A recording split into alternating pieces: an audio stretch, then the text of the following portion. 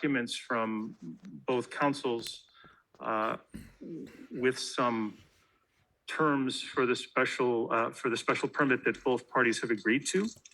And we'd like to start by just hearing them out on these. Whoever would like to present these to the board. First of all, thank you to the board and thank you for coming back tonight. It's this opportunity to be before you. Before we go into the details, I would like to say that both parties worked extremely hard to put these together for your consideration. It's on. No problem. We both want to thank you for the opportunity to be here in front of you again, and also to let you know that both parties worked very hard to come up with this agreement, and that we hope that it's helpful to you, and that we hope that you will consider incorporating it into a special permit. So, do you want to read them or? Sure, we can we'll go through them one at a time. And I'll say at the beginning that the New Yens appreciate very much the cooperation of the Foundry in making this agreement. The agreement is essentially that the New Yens would not oppose a special permit which contains these conditions. There are other issues in the special permit, like parking and so forth, that are not covered by these. These aren't really our issues. These are the town's issues. And our agreement on that is simply that we're going to remain silent on those items. And these agreements, of course, are subject to the select boards agreeing that they're satisfactory, because if you don't find them satisfactory, then we have to proceed in every respect, including parking. So having said that,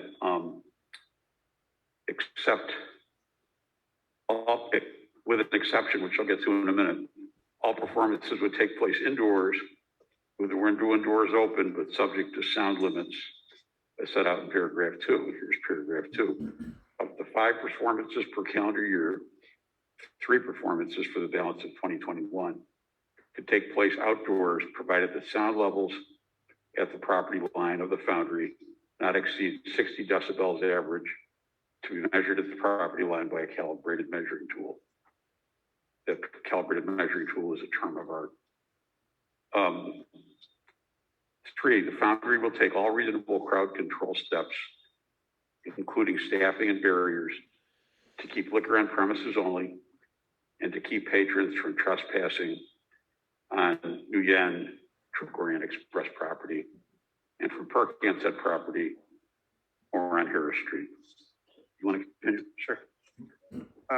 At such times as the way known as Harris Street Extension and/or Merritt Way continues to be under the control of the Foundry parties, the way will be kept open for passage of the New Yen parties and their social and business invitees, suppliers, customers, etc. There will be no questioning whatever by the Foundry or its representatives or parties entering the said way from Center Street. Notwithstanding the foregoing, for outside shows only, people driving in will be asked only if they are attending the show. If they say no, they will pass through. If they say yes, they are directed to park at the appropriate location. For all shows, the Foundry parties will take reasonable steps to keep the way clear of pedestrians so as to keep it open for vehicular passage. Persons crossing the road shall not be allowed to linger in the road. Number 5, violation of these conditions shall constitute a zoning violation and shall be a grounds for revocation of the special permit after legally required notice and hearing. The special permit shall be valid for 1 year, after which time the applicant may apply for renewal with notice and hearing as if it were a new application. And those are all the terms. Do you have any questions? I don't know whether this is an appropriate question at this point, but how does this agreement impact the lawsuits, the 2 lawsuits that you followed, or the 2 counts in the lawsuit that you filed? You mean it doesn't affect it, but what would affect it more would be the completion of the gift or whatever, completion of the transfer of Harris Street Extension on Merritt Way to the town that would have a profound effect on the lawsuit. We can't really commit too much on that without seeing the language of the transfer, of there's any conditions on it, but it would largely be moved at that point, but it's not mooted by this. That's why paragraph 4 says that such times as the way continues to be under control of Foundry parties, and those times would be prior to that transfer taking place. Correct. Which I think everyone hopes would be expeditious. Right. Any other questions, Roger? I have one more question. Term 6, this special permit will be valid for 1 year, after which time the applicant may apply for renewal with notice and hearings as if it were a new application. I find that a little unusual. Usually a special permit granted is a special permit granted. And I'm trying to figure out on the fly how this reapplication process would coincide with the Foundry entertainment license, which will come up for renewal in December of this year. This has all along, we've taken the position that the entertainment license and the special permit, the zoning and the entertainment license are completely separate tracks.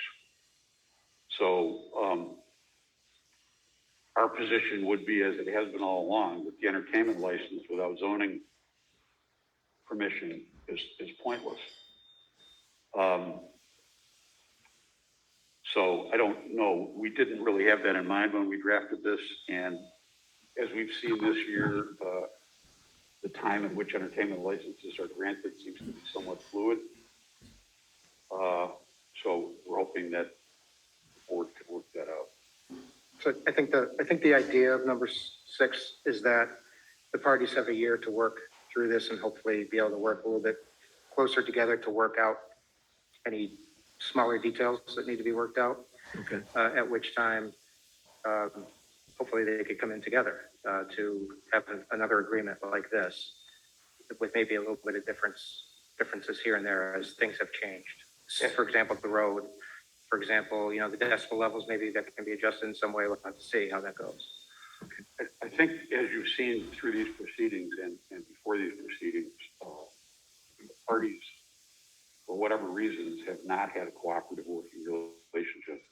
And we're hoping that over the coming year, and both council and parties are committed to this, that they will develop a cooperative working relationship, recognizing the needs of each, working to accommodate in a way that, as many participants in the public hearing have stated, is the tradition of the downtown and the tradition of West Stockbridge.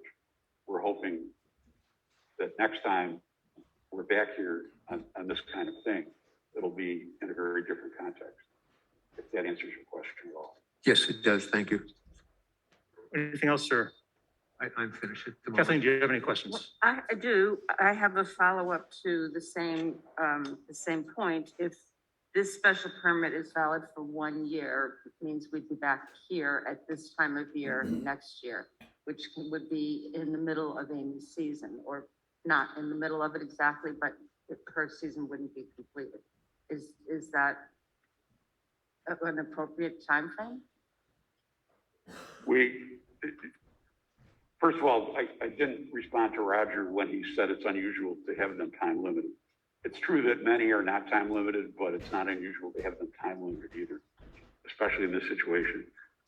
And Kathleen, your question, it's in the middle of Amy's season.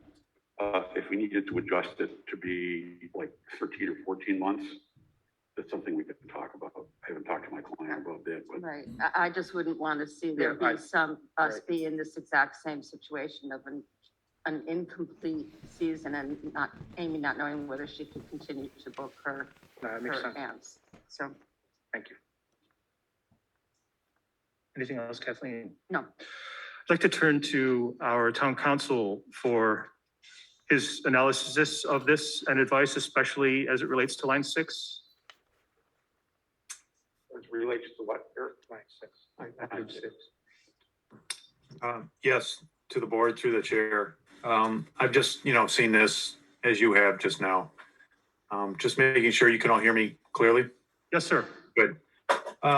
Yeah, as to condition 6, it's certainly appropriate to do that. It's obviously up to the board whether they feel that that's a kind of condition they want to impose here. An alternative would be, and I hesitate obviously to suggest this simply because the parties have submitted this as an agreed to condition, but the term of the permit doesn't necessarily have to be limited to a year. The board could impose a condition bringing the parties back for review within a year, at which time the conditions could be altered as necessary. But as it's presented, I think it is legally sufficient, and the board could act on it as such. I think that's all I have at present. I don't see anything problematic with the other conditions at this point. Thank you very much.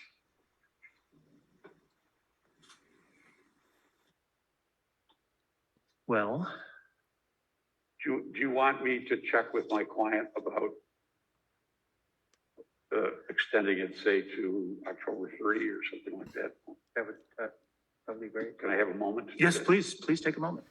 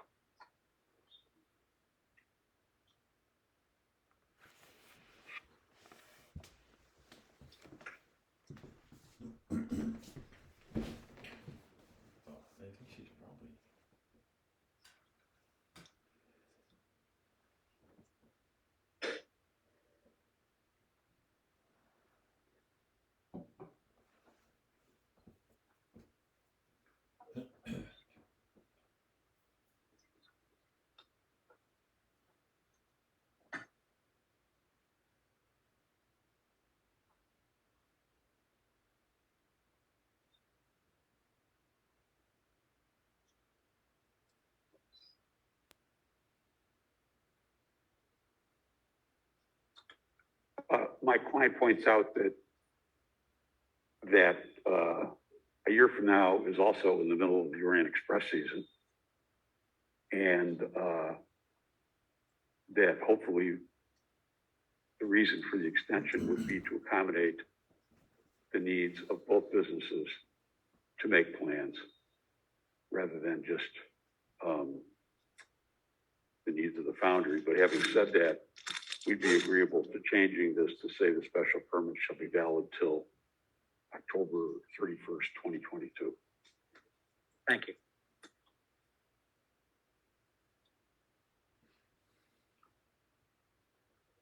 Well, on behalf of the board, on behalf of the community, and on behalf of anyone who's watching from beyond that, we really have to thank you. This is some huge work that you've done. It's goodwill work, and I'm sure there are many people breathing a sigh of relief just at the community spirit that this encompasses. So truly, thank you.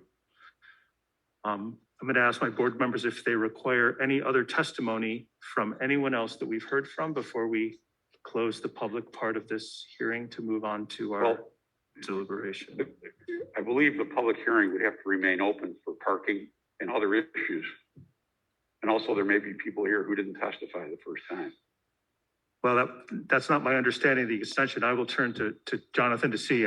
My understanding is that we ask for testimony only if we need it. But could I ask for your clarification, Mr. Eichmann? Yes, Mr. Chair. Correct. It's subject to the board's discretion as to what testimony they want to hear at this point. If they feel it will be beneficial to the board to hear further testimony from the public once these conditions have been raised, they certainly can, but they're not required to, in my opinion. What's your feeling, Roger? As long as it's new information that someone wants to present, either the applicant or any of the butters, I'd kind of like to restrict it to that. We do have to, as part of this application, deal with parking, and that's Right. also a component of the special permit. So I recognize that, and what I'm trying to discourage is that we hear people coming up and telling the same story that they told on Monday night. Of course, yeah. Kathleen, what are your feelings?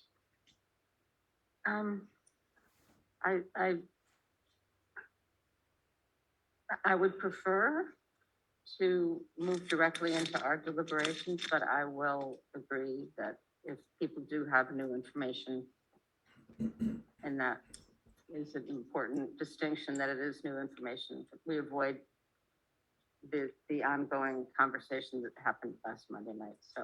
Great.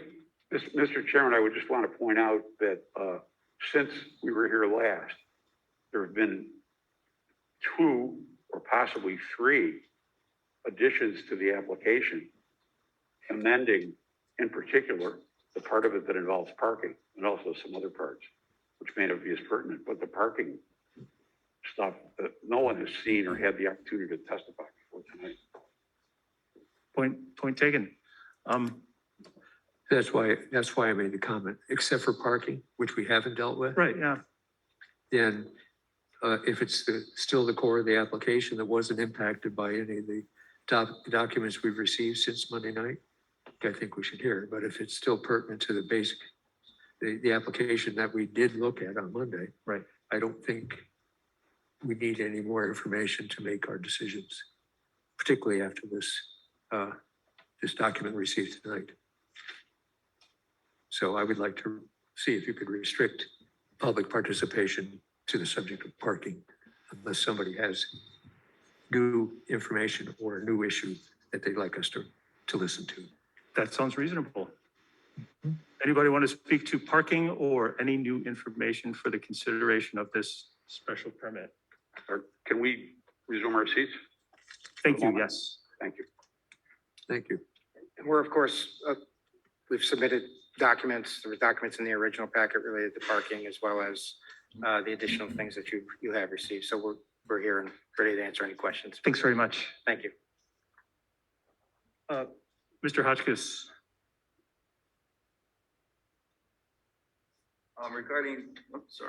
Regarding parking, well, first of all, I'm Joel Hotchkiss Mobiles.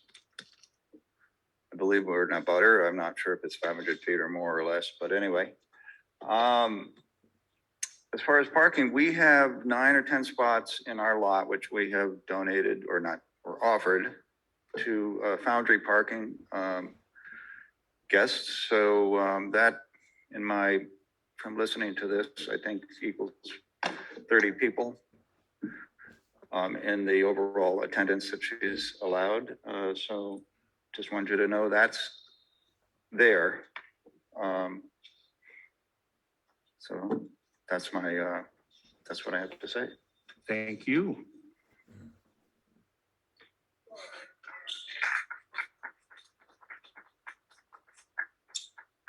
Mr. Moffett.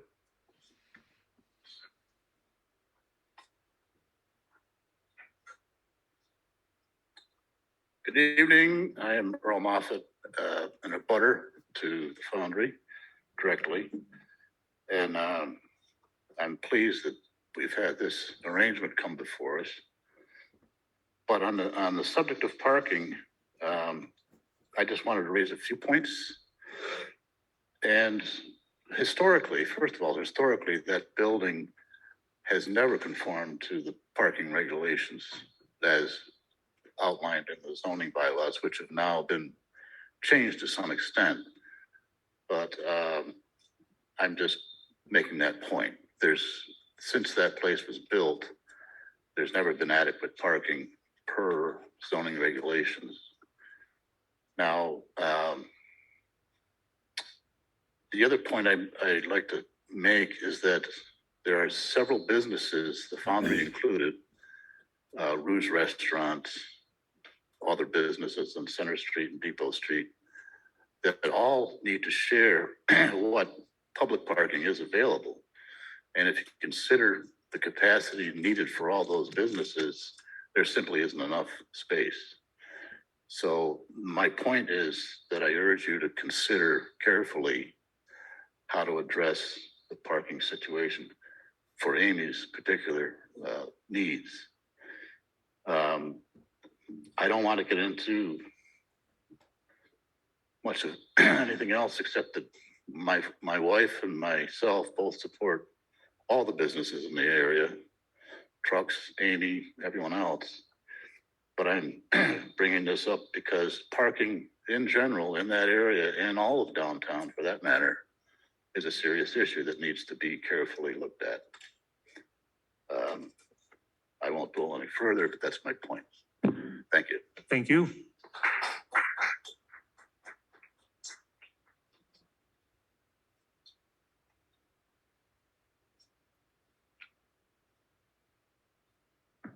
Evening, folks. Kurt Wilton here, a long resident of Moscow Road. So I kind of address, and this is not Amy's fault whatsoever.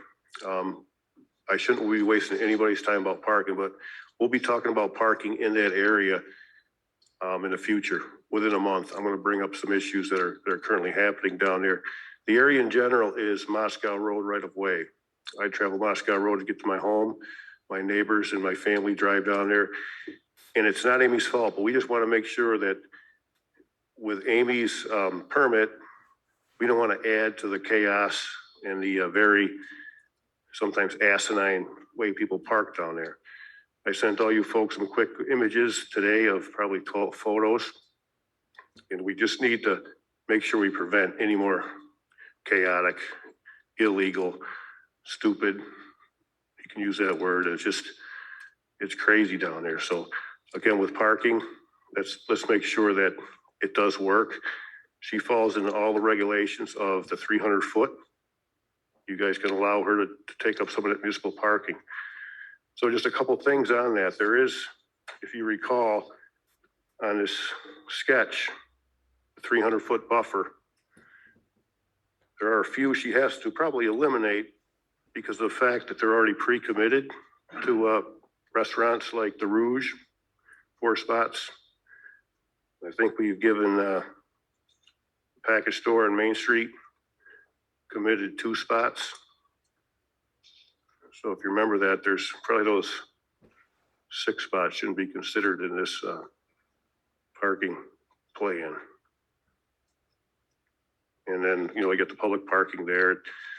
It says 10, I counted 8, but it doesn't matter. There, just be aware that the parking, and we all know it, is very, very terrible in that area. We just don't want to keep adding to more chaos. Right now, it's a farmer's market and 6 Depot creating chaos down there. And I personally will be bringing that up to a future board meeting. So just consider that, please. Thank you. Okay. Come on back. We'll get to you folks on Zoom in just a second. Thanks. I just thought of one other point that I meant to mention. Earl?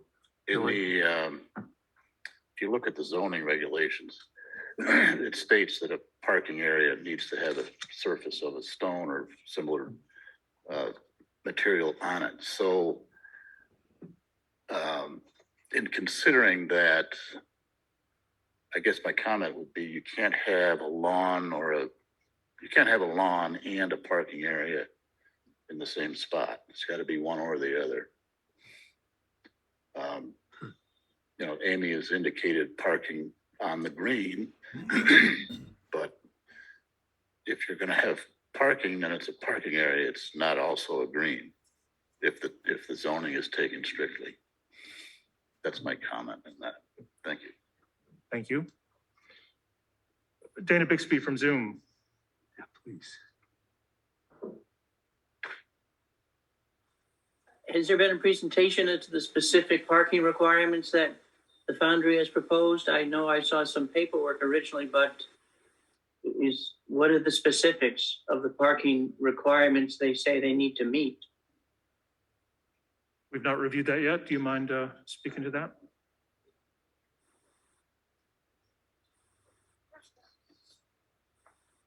I submitted the specifics in an effort to further clarify the application for special permit, and I'm happy to discuss any questions that you may have. So That's this doc right here, right? Yes. Right, Right. so, you know, what we've directed you to is, of course, zoning bylaw 6.2, which essentially, to cut to the point, allows, well, first of all, Foundry is a commercial amusement, which means that there's one parking space for every 3 seats. There's 84 seats in Foundry, plus you add one for each staff member, so there's 4 staff and 4 performers. So that total comes out to, Well, you have to include the retail part. and plus Salo was 4, so that's a total of 40. So the bylaw does allow, in a special permit, to cut that number down. So 40 would be required, but the bylaw does allow for changing that to, for a special permit, to 50% of that. So a total of 20 that Amy would have to have. The Foundry does have 8 on Harris Street, which includes a handicap with handicap ramp. There's also 12 on the programming, for outdoor programming on the green. What would be a total of 20 for all outdoor programming. And regarding the green, I don't think anybody wants the green turned into a parking lot. So that's you to consider that. But there's 12 spots there when there's outdoor programming. There's 20 there when the program is indoors. That's a total of 28 for indoor shows. So the Foundry would meet both the 20 requirement and for either outdoor shows or indoor shows, if you include both of those. We also did submit, in the event that the board would not consider issuing a special permit, there is a provision for a waiver for parking requirements, which I have, we did submit as well, which would allow the board to issue a waiver in this particular case. And I think it meets all the categories that are required for that. Would be beneficial to the town if, obviously to have that business there, not to overcrowd down in that area, because it's kind of a nice area with the green and all that, and allows, the public will be allowed to go down through there at some point soon. They are anyways, but formally, let's put it that way. And stuffing too many cars down in that area would not be safe. It wouldn't be safe for fire or police to be able to get down through there. So we think that a waiver would also be a possibility if the board feels that that's appropriate, instead of the special permit 50%. So that's essentially our position on the parking. And it's in the papers a little bit in more detail. Thank you. Dana, go ahead. You know, I don't agree with the premise that the zoning is reducing the parking requirement to 20. The parking requirement would still be the proposed calculated 40. The zoning's intent is to allow 50% of those parking to be on municipal parking spaces. And it's perhaps a nuance or might be viewed as a semantic point, but, you know, the premise of the zoning is that municipal parking is available and can support business activities in the town. And I take the point, perhaps it was Earl, or where, yes, many businesses have to share that parking. So, you know, I submitted a plan, I sent it to the town hall with a sketch where I had a plan of the area and counted 41 spaces. Kurt, it sounds like you counted slightly differently. And so that's not the point whether there's exact number, but it strikes me that the question tonight is, are there 20 municipal spaces that can, you know, be considered as being used by the Foundry when they have activities? And it's not really a question that the zoning allows. We didn't kind of conceptualize that, like, how does that impact other businesses, though, is pretty bona fide question to say, you know, is that going to work? And honestly, we've not implemented this regulation anytime before. So, you know, I'm going to suggest that it's fair to say that, okay, let's implement it. It's not a reduction in the 40 spaces the Foundry needs. It's allocation of 20 on site and 20 off site. And, you know, Kurt's got his eye on parking and he'll be coming back with other proposals. There's proposals we've made in master plan meeting discussions about increasing parking. as I understand it, there's ongoing proposals about leasing parking for municipal use. So there's a variety of ways that parking can be addressed in the long term. And we have a moment here where we're testing our zoning basically. And can a business like the Foundry be considered to be using 20 of the available municipal parking spaces? And so I just want to make that point that I actually, if the only way to do this were to create a waiver for reducing the parking, I wouldn't say we shouldn't do that, but I think we have a mechanism in the zoning that we've designed, and we ought to test that mechanism, and we ought to know that the Foundry generates parking requirements and parking needs. The theory is it's based upon the ratios we've established, and the count is proposed as 40 spaces. So we got to find out how well that works. And it's great, I guess, if this comes back in 15, 16 months, whatever it is, for a new special permit, well, we'll have more experience about how that works. So that's actually maybe a good thing. So anyway, those are my comments. And, I think I don't know whether good point that, grass isn't the right surface for parking. That's an interesting nuance. I don't know. We didn't intend to prevent temporary parking for events on grass when we wrote the zoning. So, maybe we should change the zoning again. I don't know, but I don't know what to say about that. So anyway, those are my comments. Thank you. Thank you. Anything else from you folks? Nothing from us. Thank you. Thank you. Before we let them go, Oh, yes, go ahead. on an earlier document that you submitted, there was a possible shared private parking. And Mr. Hotchkiss talked about spaces in your earlier document. You said Hotchkiss had 6, and 6 Depot, which I haven't heard mentioned tonight, has also agreed to share 8 of their parking spots when you're having events.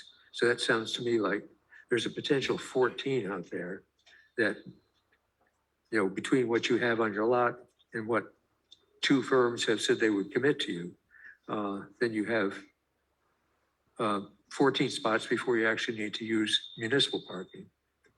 And is that, and if that's the case, then I would want to see in a special permit that we're formalizing those 2 agreements, so we know that, when we get around to saying what we conclude with the parking component of this special permit, that those two, that 8 and 16, that 8 and 6, which equal 14, are a formal part of the submission or a formal part of the final agreement that we put together.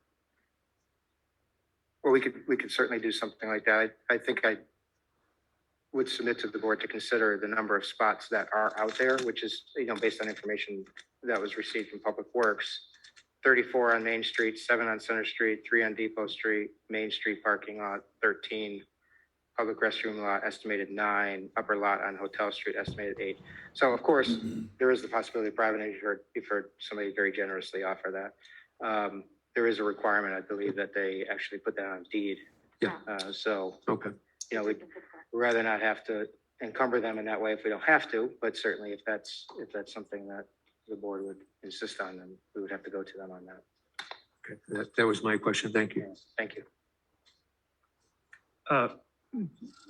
As usual, Dana has some wisdom to impart on this too. Go ahead, Dana.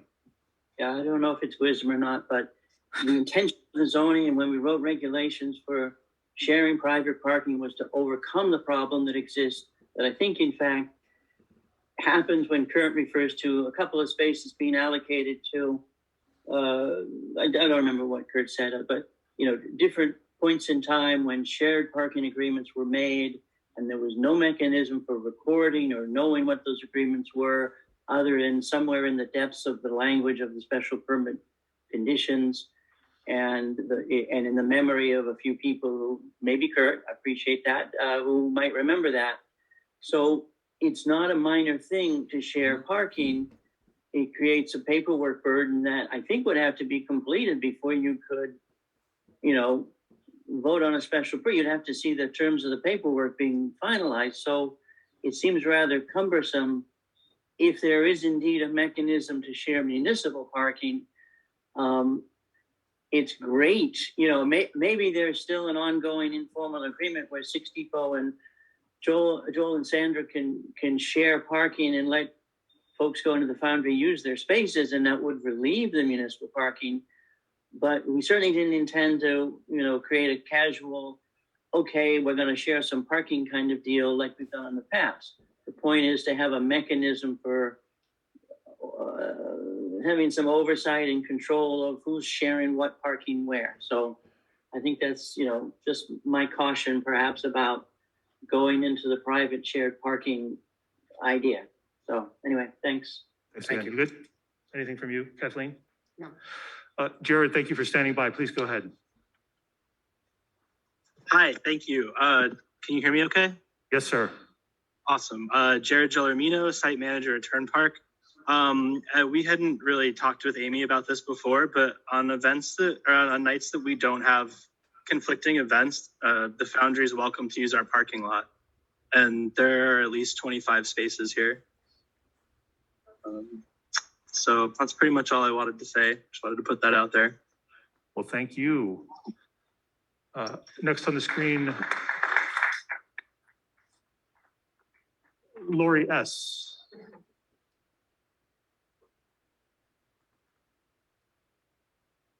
Yes, hi, can you hear me?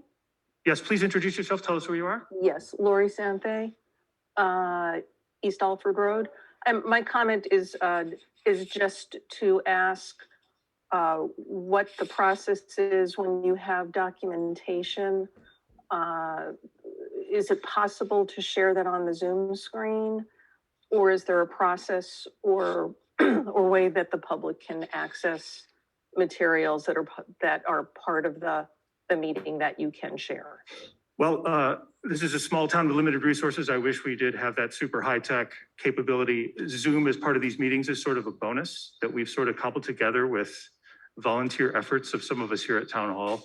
So we're thrilled to have you as part of the conversation, but it's not set up to be a multimedia thing yet, I'm afraid. But as things become public record and public documents, those certainly go on things like the website and in the town archives and anything that is available by records request. So Okay, thank you. For now, I'm sorry, that's where we stand. Thank you. Anyone else on Zoom have a comment with new info,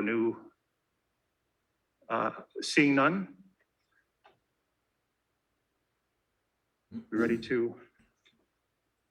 Yeah, I'm ready to move if we're talking on the parking, or just, are you ready? Are you trying? Did you have some chart you want to come up and speak?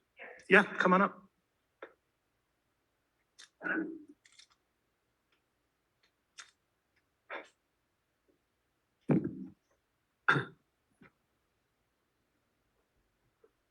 This is more of an indulgence but if you need parking, you can ask us. And it's safe. We're right next door.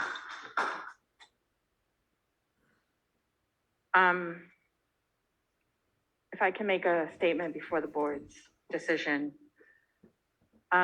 Kathleen, there's 2 businesses that are in the middle of their season I'm sorry, during your, can you? there are 2 businesses that are currently in the middle of their season. When you inquired about extending our agreement with Amy, once again, our business never passes through your lips. But we're gonna move on. I went home on Monday after Monday's board hearings with mixed emotions. I spent the last several months doing everything in my power to single-handedly run a restaurant while trying to defend the legacy and homestead that my parents committed over 4 decades of their life to build. It's not only because we operate our business, but it's where we live. And I was living it 24/7. It took everything out of me. I spoke in front of the board on Monday, just as I had done half a dozen times since May. I presented my case, defended my rights to protect my family and our business. I felt happy because I knew I had done my best, that I had made my mom proud. I had the support and friends of neighbors and valued customers, and felt that finally there could be some closure to this knockdown, drag-out saga.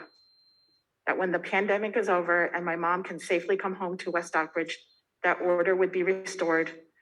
Everything would fall into place just like she had left.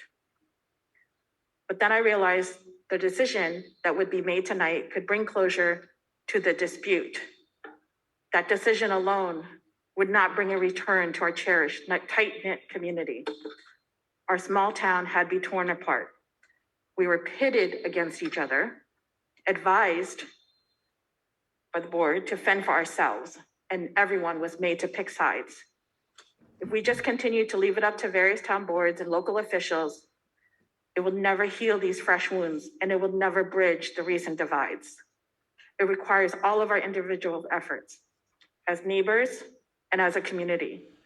The passion and empathy from every single member of the community that spoke Monday, whether you were Team Amy or Team Trook, made me realize that night that in my zeal for justice and fairness for my business and my family, I cannot lose sight of the love and debt to our community as a whole,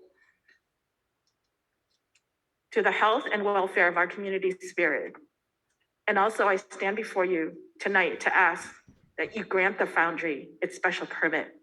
It needs to operate within the reasonable conditions which we have proposed and which we expect to be enforced, so that we can all move on to more urgent and pressing matters of mending our bonds and rebuilding our trust. And if I can talk to Molly. Molly, yours and your brother's undying support for your mom's passion, artistic vision, and the legacy she is building is no different from mine and my brother's for our mother. Your cherished memories of a childhood spent time in West Stockbridge is not different from ours.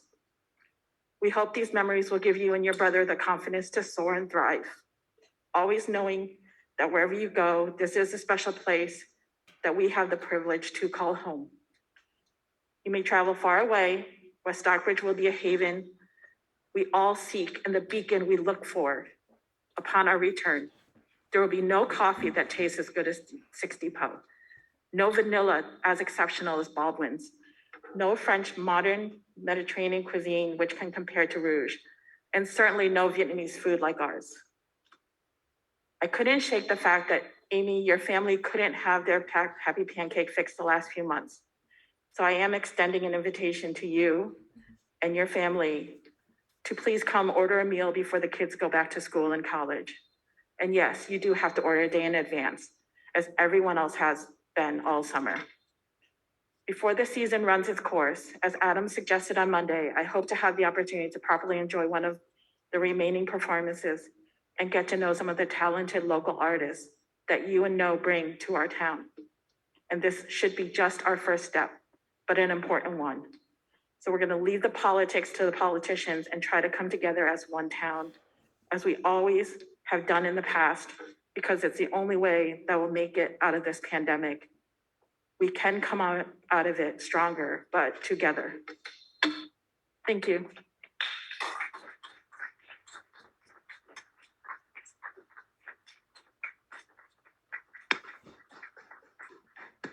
And thank you. Make a motion to close the public portion of this special permit hearing. I second. All in favor? Aye. Aye. So here we are, board. Yes, here we are. It does seem that, especially with the terms that have been put in front of us that are approved by all involved, we have a parking conversation ahead of us. Well, I think Before I get ahead of myself, Okay. I'd like us to take stock of what we have to deliberate on before we deliberate, just so we understand the scope that's in front of us. What else would you add to that? You know me in process. I do. Yeah, and it's my favorite word. So there is and we're all aware of this, the 5 criteria that we now have to Yes, consider. I have those right here too. I would think that would be great, even though, and you might point this out too, at this point, the public is not invited to speak. this is our deliberation, and if you could provide them with the structure of what we're about to do, I think that would be great. Good reminder for us and a good heads up for people who are watching. The 5 criteria, you mean? Yes, please. Yes, so our decision has to meet these 5 criteria. A is in compliance with all provisions and requirements of this bylaw and in harmony with its general intent and purpose. B is essential or desirable to the public convenience or welfare at the proposed location. C will not be detrimental to adjacent uses or to the established or future character of the neighborhood. D will not create undue traffic congestion or unduly impair pedestrian safety. And finally, E will not overload any public water, drainage, or sewer system or any other municipal facility to such extent that the proposed use or any existing use in the immediate area or in any other area of the town will be unduly subjected. From a process standpoint, do we want to go A through and deal with those? Let us do that. That would be terrific. A is in compliance with all provisions and requirements of this bylaw and in harmony with its general intent and purpose. This is where in my pre-meeting thinking, this is where I tuck parking. Because one of the bylaws that we need to be in compliance with is parking. And it has been discussed previously, but I think this might be a handy place to have the discussion about the parking element of the special purpose, of the special permit. Okay. And I think to generalize, what the Foundry has asked for is the board to consider the 50% reduction in the number of parking spaces that they're required to have on site. And in my partially informed opinion, I think they're on solid ground on that point. And I don't particularly feel the need to discuss a whole lot more about parking, except for the point that Kurt Wilton brought up the other night and again tonight, and that's about the other half of this. Compliance with all provisions and requirements of the bylaw. And I think we're there, but I think there's an issue that still remains about traffic enforcement and willy-nilly parking. So what I was thinking to propose is that, see if I can find where I put it on my paper. Oh, we'll get to it in D, but I'm going to jump because this is what I want to talk about and it has something to do with parking. There have been reports of traffic congestion due to illegal parking, particularly on Moscow Road. These congestion issues could be alleviated or even eliminated by police officers being assigned to the area, conducting traffic management and parking control. And I'll stick my finger in the light socket again and say, this incremental expense should be covered by the sponsor of the events, creating the spike in traffic and parking in the downtown area. And I put that out there as a consideration for a condition in the special permit. That's my item for discussion on parking. I guess my initial reaction would be, how does that expense get divvied up between the various different entities who are holding their events? In terms of the expense. And I would also like to reflect on the fact that we've checked in with Mark after some of the bigger events in town, is when the Foundry was holding an event and when Rouge was dining outside and when Turnpark, and they have, to my knowledge, not had a tremendous amount of. I'm sorry, you did not have what? A tremendous amount of problem with parking, that specifically during those events. I know Kurt sent us some photos today. I don't know exactly what time of day they were taken, but there's traffic congestion in the morning and lunchtime with Six Depot. There's, there are a lot of conflicting interests there. And I don't know, does that mean that we have one police person on duty at all times? you know, I think the parking issues are greater than when there's just an event. So your opinion would be that the idea of having a traffic detail during event time, say 6 to 8 or 6 to 9, to make sure people don't create the traffic problem that Kurt has to drive through on his way home. You're thinking, I don't, I don't know that it's specifically that time frame, and not 3 o'clock in the afternoon or 12 o'clock in the afternoon with with Six Depot traffic. I just don't know if we're studied enough to offer that as a solution. okay, Just from a policy perspective, parking is something that we've been discussing and working on at great length, and there are a number of bigger strokes in process. The most significant for the downtown being the potential agreement between the town, number 6 Depot, and the work shares to turn that lot into a more effective one. There's the question of signage. There's the question of a cohesive municipal parking system. These are all things that we don't have. It's willy-nilly because the design is willy-nilly. That's the town's fault at this point. Now, there have been some nights that have been highly successful. There was a night where both Turnpark and the Foundry had an event, and there may have been some poor parking choices here and there, but for the most part, the town sustained it. There was one concert that I came to town for just to walk around and see what was what, and went into that lot behind number 6 Depot, which is the one by Berkshire Bank, if anybody's wondering which one I'm talking about. There were 3 cars in that lot.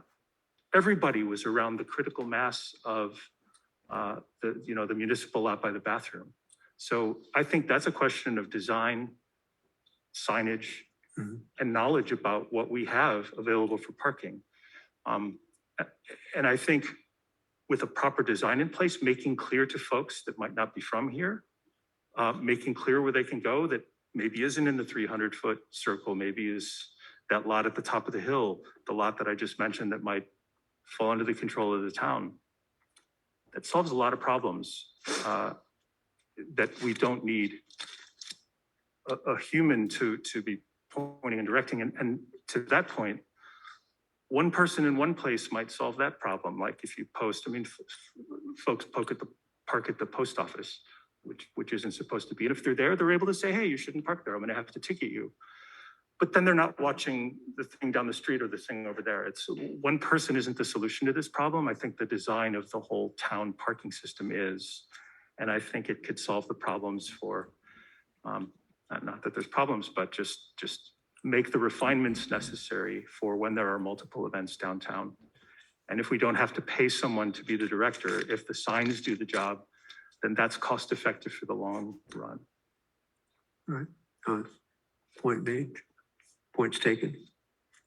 I'll take that idea off the table, at least as the enforcement part of it, which puts us back to what do we think about the parking request by the Foundry? I mean, I clearly support it as it's met by the specific rules of the bylaw so far as the radius. But if we consider beyond that, we consider these informal agreements that have just been presented from 2 town businesses and the general goodwill and cooperation that's kind of defining the climate of the night. I think if we continue to work together as a town and as a board, we do our job to refine the municipal parking system. They all do their work of coordinating between businesses, and everybody wins. I wouldn't disagree with that. I think that for me, taking as one exception, the doubt that Earl raised about calling a green a parking space, but I don't want to deal with that tonight because I don't think that's really our venue. That sounds like something we could toss back to the planning board, but. Yeah, and I would like to just underline Dana's point from the other day. Again, just from a guiding policy standpoint, let us not incentivize parking lots or require parking lots if we don't have to. This is a beautiful town with a lot of green. And if all of a sudden people are required more spots than the municipal parking system can handle, then we live in a town of parking lots, and that's not why we moved here. Yeah. So I'd really like that to define any policy choices on parking and parking lots as we go forward. And we'll have to be scientists about it. And again, as Dana pointed out, we'll get a chance to revisit this so far as the parking experiment goes in 14 or 15 months. And then we'll get to have this conversation again and see how we did. I agree. Any other points on parking from you, Kathleen? No,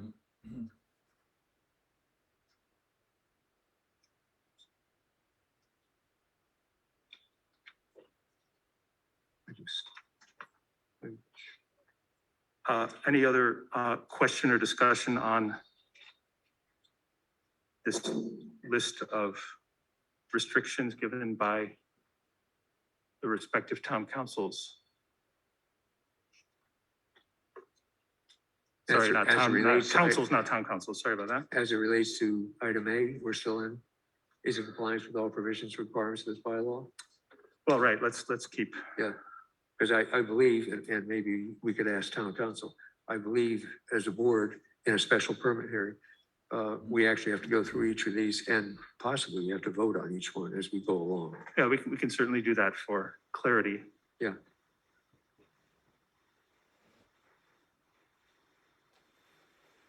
Well, let me ask it this way. Are there any points in any of our documents or considerations that may not be in compliance with all provisions and requirements of this bylaw that we need to discuss? I think not. I would agree, not. Mr. Chair, if I may, Yes, please. on the parking, since that's the subject of discussion, my suggestion on this would be for the board to make specific findings on how this parking requirement is going to be satisfied. You've had a proposal from the special permit applicant about how they propose to satisfy it. But I think the board needs to specifically set forth or dictate how that's satisfied. So for instance, they're required to have 40 on site. I think if they're going to utilize off-site parking spaces, I think it would behoove the board to say the required amount of parking is 40. Of those required number of sites, a certain number will be on-site parking and a certain number will be off-site. And if they're off-site, either they're going to be satisfied by municipal parking spaces within 300 feet, or they're going to be private lots per agreement. And obviously the per agreement is a little more complex. So to the extent they can be satisfied by municipal spaces, I think it would certainly help the town as well going forward to call out how many of these spaces are actually going to be satisfied by the surrounding municipal spaces. So we do have a map here with 20 spots being satisfied by on-site parking. It seems that there are 41 spaces within 300 feet. And let's just be prudent and subtract the 4 for Rouge and the 2 for the package store. So that's 35 within 300 feet. It does appear that way. Yeah. So finding 1, there are 20 on-site parking spots at the Foundry. Finding 2, there are 35 available municipal spots within 300 feet of the Foundry. The bylaw is satisfied. Does that do it for you? Is that what we should be doing, Mr. Eichmann? I'm sorry. Yeah, I think setting out that the required, or confirming what the applicant has said, that the required number of spaces for the use is 40. That would be one finding. And then finding that that requirement is satisfied by a certain number of parking spaces on site as shown on the plan, I think, which is what you just said. And then that the remainder would be satisfied by the municipal spaces that you've just called out.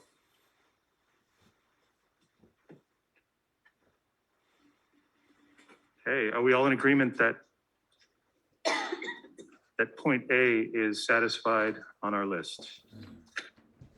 I am. I think the findings would support the approval of the parking plan as submitted. Yes. Okay, moving on to B. Is essential or desirable to the public convenience or welfare at the proposed location? I guess at this point, we could just mention the fountainhead of support, advocating for the arts and the placement of arts in this community as satisfying, at least in the public sense, this point. Any other points from you all?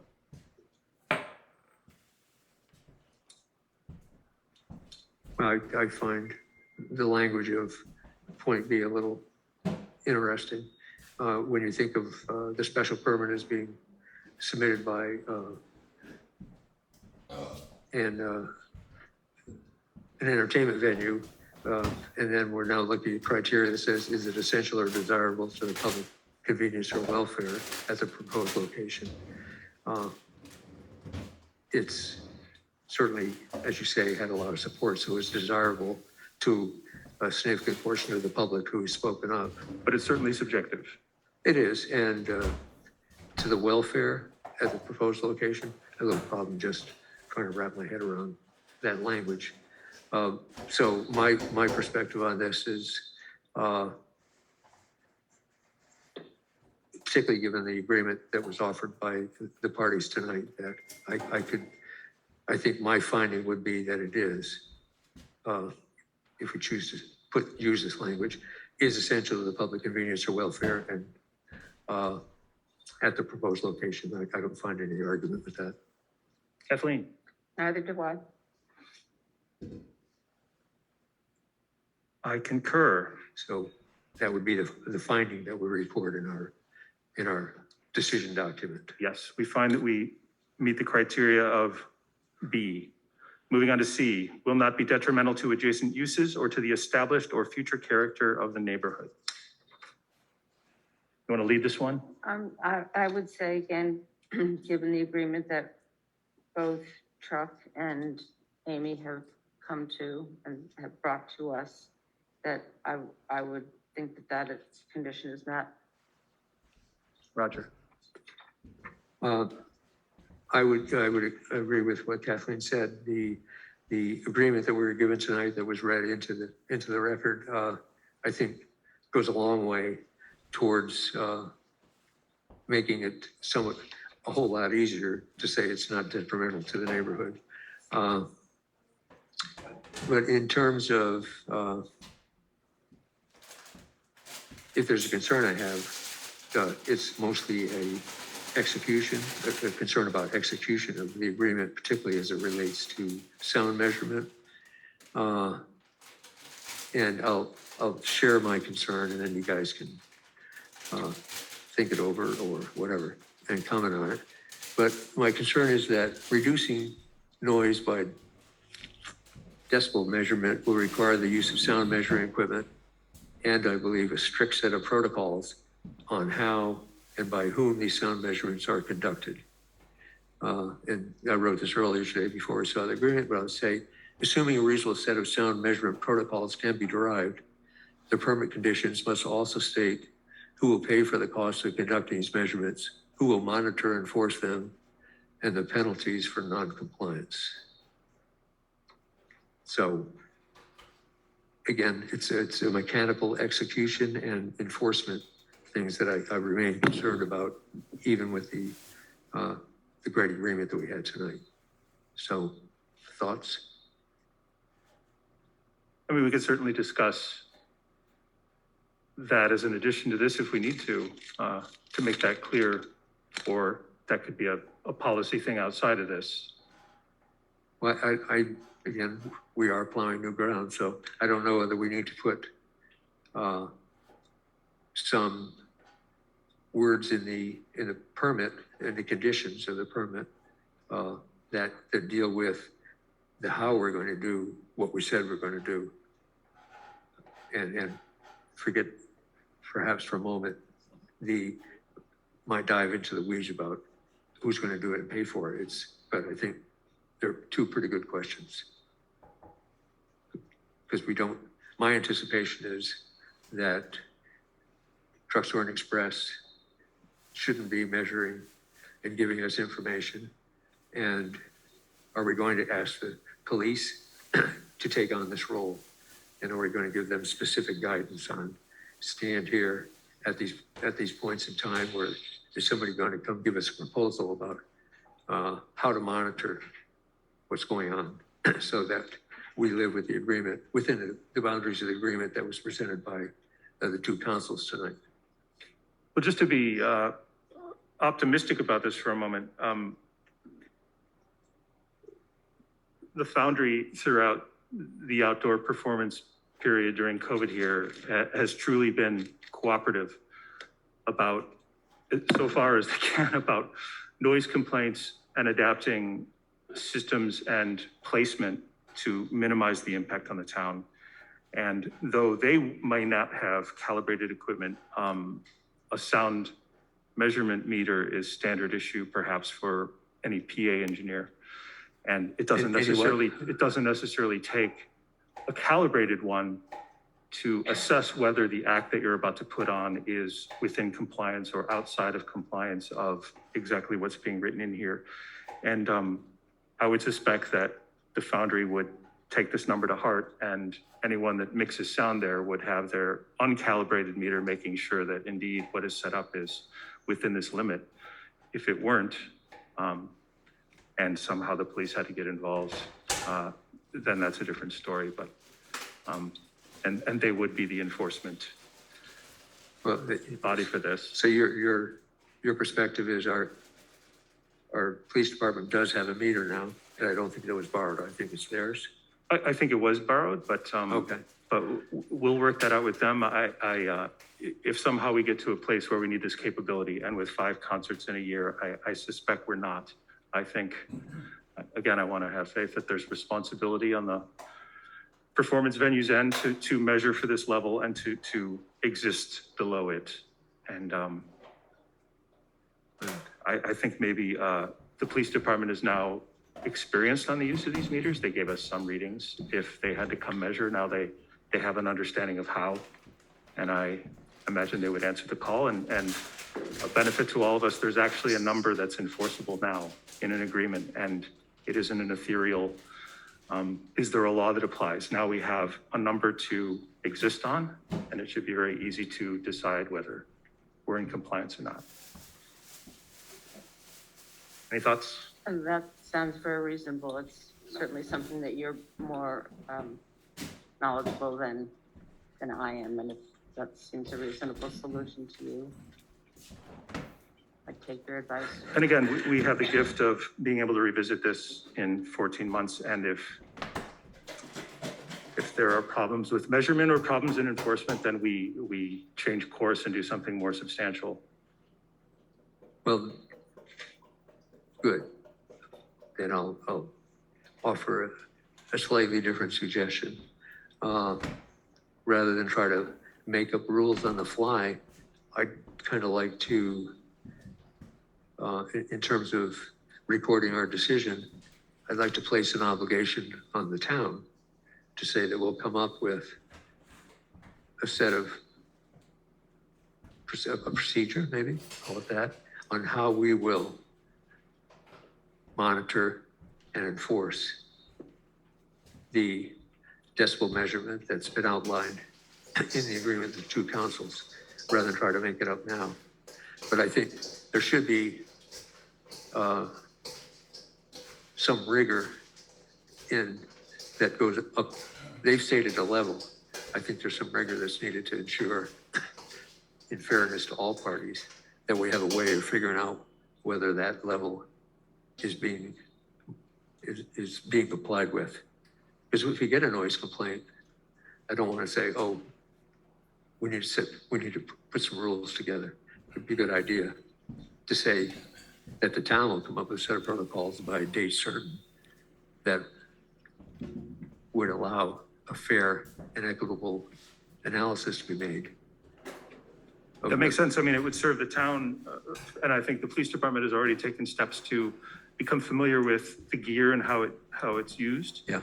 There may be other noise complaints in other reaches of the town where we'll need to measure. So Perhaps we can put this on an agenda for an upcoming meeting to instruct Chief Portieri to seek out knowledge about how to run such a program and leave it to them, absent advice of this board of how to do it properly, and they'll be prepared for such things. Right.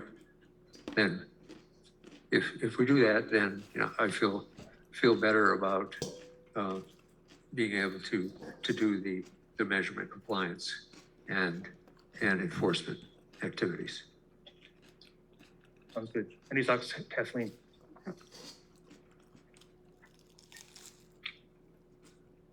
We're still on C, I believe, will not be detrimental to adjacent uses or to the established or future character of the neighborhood. We've covered noise. We've covered parking. Any other issues or concerns under this heading? Well, there is, and I know we think it's a done deal, but should we consider putting in this permit some thoughts about access, and only from the standpoint that a suggestion for right-of-way has been made by the Foundry, and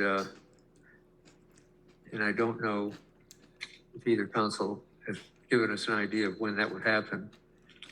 So it's a question in my mind, should we in the approval process try to set an expectation that says something to the effect that the right-of-way issue will be resolved by a date or a point in time? I don't know if that's impractical because we can't even accept a gift of such a thing without a 2/3 vote by the voting public of West Stockbridge. So Okay. that's going to be potentially wrapped up in a public meeting where we get a quorum. Now, the councils in paragraph 4 have made sure that that's covered by this agreement, at least for the next 14 months. And any more permanent easement granted to the town will just supersede this and become permanent. And it says right in there that until such time, at such times as the way known as Harris Street Extension or Merritt Way continues to be under the control of the Foundry parties. So any more permanent agreement would supersede that paragraph. And the next time we revisit this, if it happens in the next 14 months, that wouldn't need to be in the special permit. I can be comfortable with that. Agreed. Anything else for C? Right, C? No. Now so I think we need to summarize what our findings are then. We're saying we don't believe it's detrimental to adjacent uses. And I think maybe town council can advise us. We actually have to say why we came to that conclusion. So Jonathan, if you're out there, am I right? Yes, through the chair, you're right, although I think your discussion, as it just wrapped up, essentially did that. Explained exactly why you think that's the case, and you can make that formal in your written decision that the reasons for that you feel that this criteria is complied with are the things you discussed.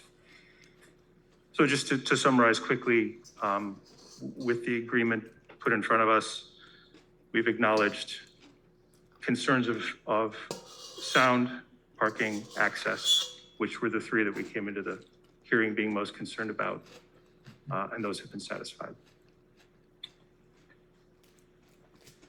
I agree. Do you agree, Kathleen? I agree. Thank you. Moving on to D, will not create undue traffic congestion or unduly impair pedestrian safety.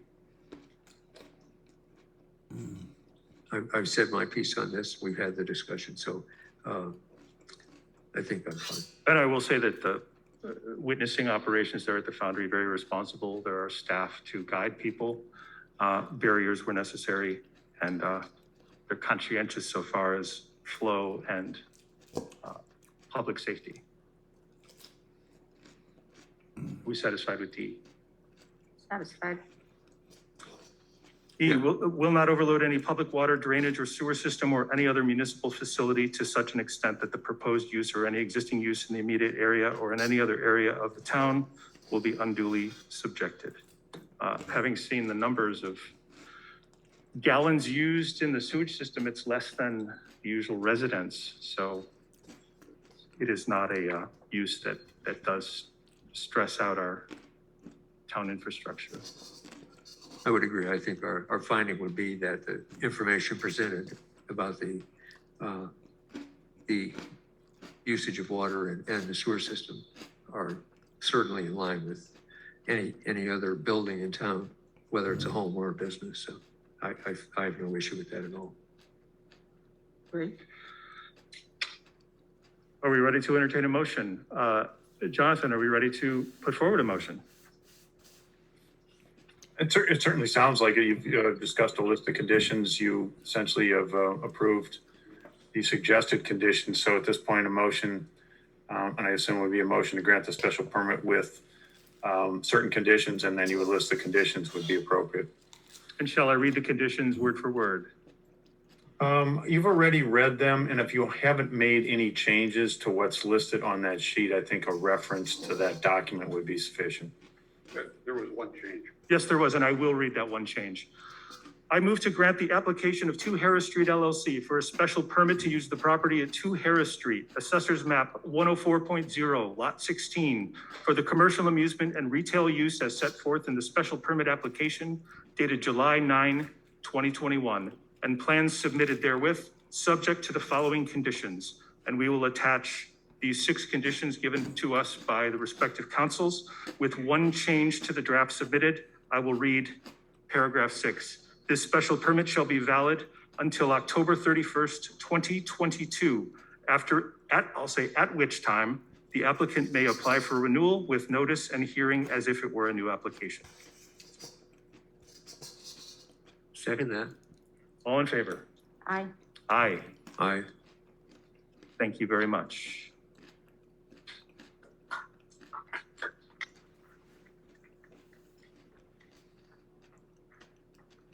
Motion to adjourn. This will generate the document that's part of this. It's on our agenda for Tuesday night, and we'll check the draft against this conversation. And if it is a proper representation of the discussion, we'll be signing it on Tuesday. Yes. I'm sorry, the question was from council? Parking is the parking plan is part of that. Yes. Motion to adjourn. Second. All in favor? Aye. Aye. Thank you. Thank you.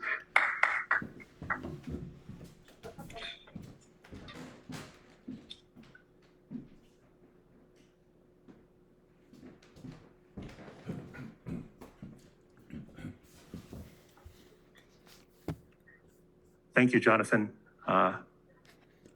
Oops, sorry, go ahead. You're welcome. All right. Bye-bye. Thanks for being here.